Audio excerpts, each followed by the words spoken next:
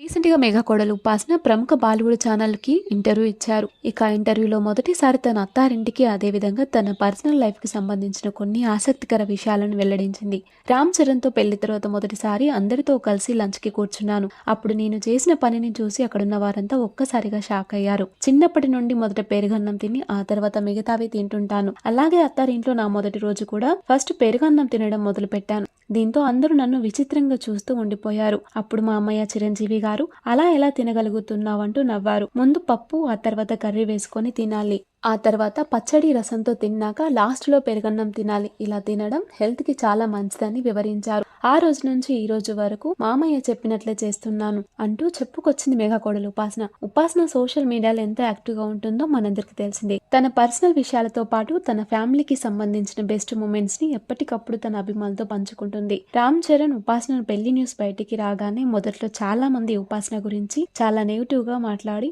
Body shaming చేశారు.